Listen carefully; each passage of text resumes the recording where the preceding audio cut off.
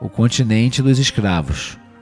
O caso relatado serve para demonstrar que a escravatura, caracterizada pela redução de um indivíduo à propriedade de outro ou do Estado, sem governo sobre si próprio, ainda existe, principalmente na África, onde sempre existiu até o mais remoto período alcançado pelo registro histórico. Não é verdade que o Brasil foi o último país a abolir a escravidão. Ela havia no Extremo Oriente, na Índia, no Oriente Médio, no Mediterrâneo, na Europa, nas Américas, antes e depois de Colombo. Não era um modelo de organização econômico tão predominante quanto foi e o é na África. Se em alguns momentos certas regiões das Américas, Oriente Médio, Mediterrâneo, também basearam suas economias na escravatura, lograram fazê-lo por conta da matriz africana, em que estados e grupos organizados especializaram-se em capturar e vender mão de obra forçada. A escravatura não era associada na antiguidade à cor da pele do escravo.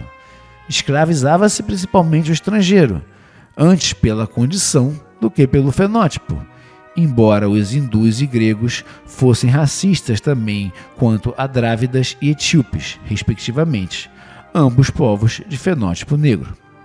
Os romanos, por sua vez, escravizaram muito mais brancos do leste, os eslavos, escravos, e do norte da Europa do que africanos. A cor da pele para o maior império global implantado antes do Império Britânico pouco importava.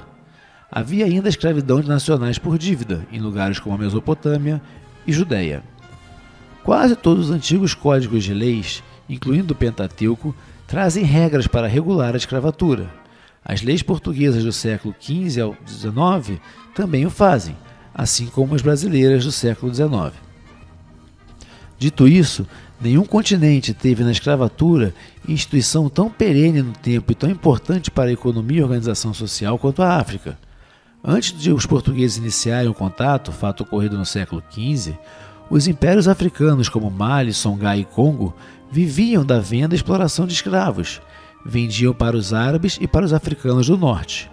Com os europeus como novos compradores, enriqueceriam como nunca antes e nunca depois. A abolição da escravatura no Ocidente provocaria a falência do modelo econômico africano.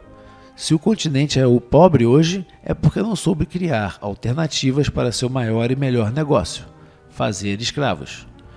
Como bem assinala João Pereira Coutinho, o Ocidente não inaugurou a escravatura. O Ocidente inaugurou a abolição da escravatura.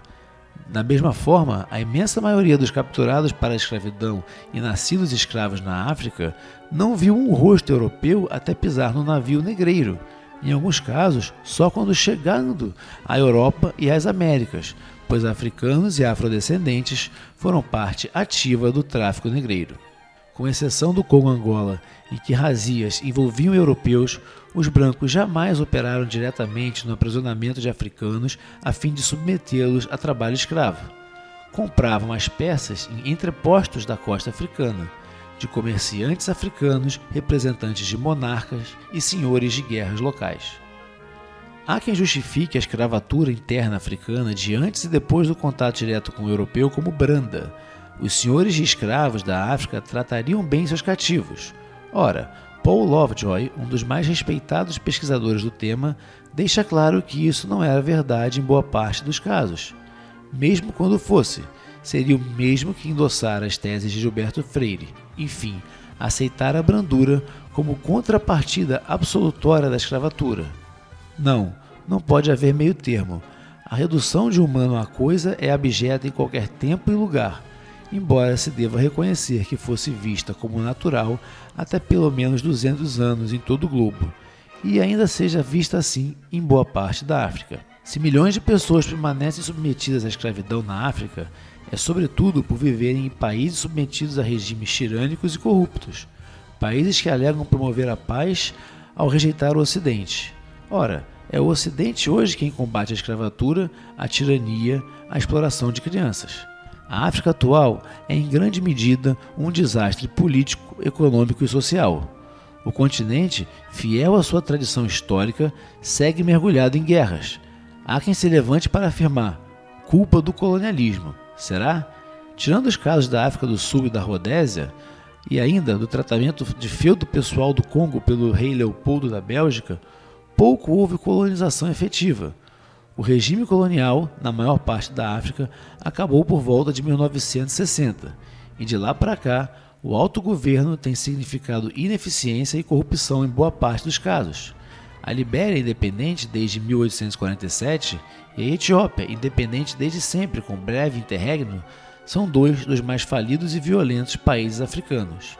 Perto deles, o Brasil é uma sociedade avançada. Há milhões de africanos imigrando ou desejando imigrar para a Europa, Canadá e Estados Unidos. Se o mal reside no Ocidente, por que tantos buscam o Ocidente? Há exceções, é verdade. Países com governos razoáveis, como Namíbia, Botsuana e Gana. Mas a regra é a alternância entre a tirania e a guerra civil, como no Congo, Kinshasa, Costa do Marfim, Nigéria e Sudão, para ficar em estados importantes pela população e pelos exemplos de massacres e guerras continuadas. O trabalho escravo, embora oficialmente ilegal, é comum nas regiões africanas subsaarianas como base econômica produtiva, exceto em alguns países do sul do continente. No cultivo de cacau e de algodão, dois dos mais importantes itens de exportação, convive lado a lado com suas muitas formas análogas, relações de trabalho baseadas em coerção e na negativa de pagamento de remuneração efetiva.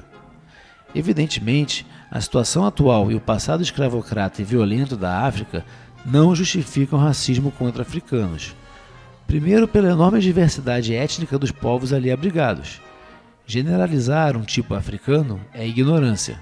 Os africanos são centenas, milhares de povos com tradições culturais muito distintas entre si.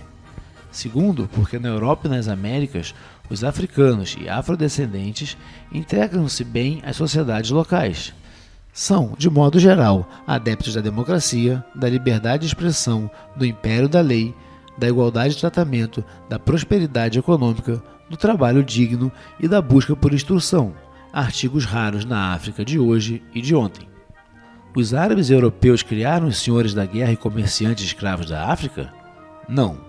Aproveitaram-se da tendência fratricida dos locais? Sem dúvida. Mas ficar apontando culpados não anulará o fato.